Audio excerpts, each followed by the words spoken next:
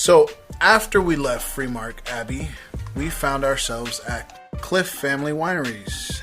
Remember the walls, how they were decorated? They had these great pictures of all the places that he'd been at. Yeah, because he's a bicyclist. The guy there said he likes to take pictures. He likes to take pictures. So they have pictures up.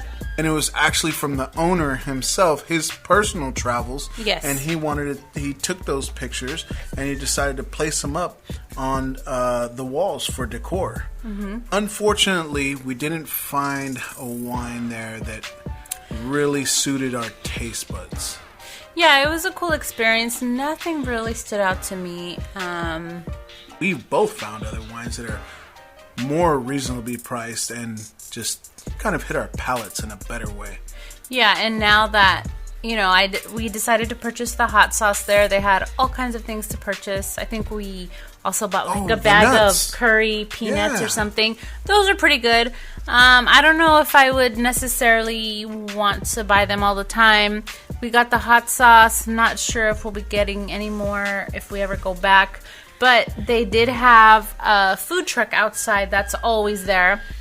And this was an amazing snack. This was delicious. That was definitely worth the stay. The toast we got here, I know it had arugula, it had the fried egg on it. Oh, what was it? Braised pulled pork? Was it I don't remember. Belly? I just, at that point we already had so much wine. I don't know if I remember exactly what it was. That, and then were those mac and cheese bites? So, if I do remember correctly, as I'm looking at the video right here, and then we had the little fried risotto balls. Risotto. I don't know where I got mac and cheese balls from. No, when you cracked them open and you looked at it, it almost resembled like a mac and cheese ball. It was very comfortable. Yeah, and like we mentioned before, the owner actually came to the table. He talked to us a little bit. He was even dressed in his bicyclist gear and everything. It was a cool experience. Not a lot of scenery. I tend to like wineries where they have a lot of nice scenery and outdoors and things like that. This place was in the middle of downtown, so there's no vineyards and scenery and stuff, but still a great experience. Now, to end off our first day, we went to BV. And we've been to BV before. And unfortunately, this visit, I think, do we agree that it wasn't I was a little not up to par. I was a little disappointed. I know we've been there before, and I remember it being a good experience. And this time, it wasn't bad, but wasn't as comfortable not as inviting, not as there was no scenery. By the way, this place is right next door to Rutherford Shares Grill. a parking lot with Rutherford Grill. Yeah. Yep. Sauvignon Blanc.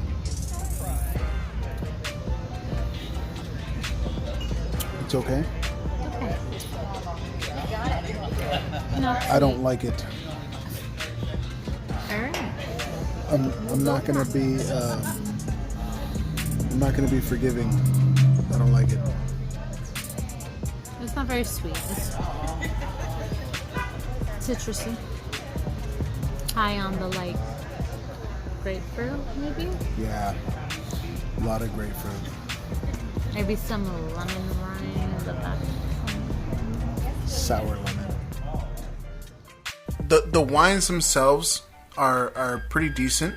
But however, the hospitality just really lacked on this visit. And then I can't say she was very knowledgeable about the wines when she came and she poured the wines. There wasn't too much information. I'm going to go as far as saying that she didn't really know anything about the wines.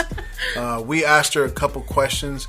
I actually asked, after the first two tastings, I asked a couple questions just to gain some knowledge about what we were tasting, and she really couldn't come up with any answers at all. Her answers were very generic. Very generic, and it was to the point where I was just like, you know what, I'm just not even going to ask anything else. Yeah, so we just drank the wine and then went to dinner. I got it was a chimichurri steak. For the price and for what it was, I will not be returning there. Okay. That's. Do you remember the name of it? Yes, I remember the name. What is the name of it? It was called Napkins. Napkins, okay. Napkins, yeah. But I know you liked your plate. See, that's the thing. I wasn't a big fan of the chimichurri steak either. I will say that. It was definitely a little overpriced for the portion. The flavors were just very simple. Nothing really to wow or pizzazz you. My dish, however, I really enjoyed my dish. I thought my dish was just spot on for the price, and the dish was good itself. The cocktail was pretty good too. Remember, you see that smoke? It was really cool looking. Yeah, you see that smoke just pouring down from it. Some grapes right on the end of that. It was a fizz, I believe a gin fizz of some sort. Can't remember exactly the name of it now. Very eye-catching. I just had a sparkling wine. It was a little sweet from what I remember. It was nothing special, so yeah. We did have that ahi poke to start off with, and that was pretty delicious. That was good. But, I mean, how can you go wrong with ahi poke? Come on. Sorry, napkins. We probably won't be returning there, unfortunately. Your food's not bad. It's just a little overpriced for what it is. So that concluded our first day at Napa, right? Yep. Day 2, we just did a couple wineries. We only did 2 that day because it would be irresponsible for us to go and have 4 wine tastings and then drive home. So we spaced it out, did 2 wineries, first of which was Jam Cellars. So one of our favorites, I think. Yes. So the first thing that we tasted, they started us off just to open the palate. And keep in mind, this was about 10:30, 11 o'clock in the morning. Yeah, 11 o'clock or so. So you may want to break the palate open with a little champagne. That was complimentary. That wasn't even on the tasting menu. Remember, the lady even said, "It's like, oh, you might get a lot of flavors of apple juice." And I was like, "Man, this tastes like a spiked apple cider." Yeah. So early in the morning, you want to drink a little juice with breakfast. There you go. From there on, we did the butter Chardonnay. Right? It's kind of their signature. They say that they sell like a lot of it, right? Do you remember what she said? Gosh, it was definitely their number one selling wine that they have, and it's a very easy to drink, good quality Chardonnay. I remember the girl there said that she likes to drink it like poolside or something like that was her suggestion for it. And we moved on to the Cabernet, and the Cabernet, well, we tasted it in the video. Yes. Napa Valley.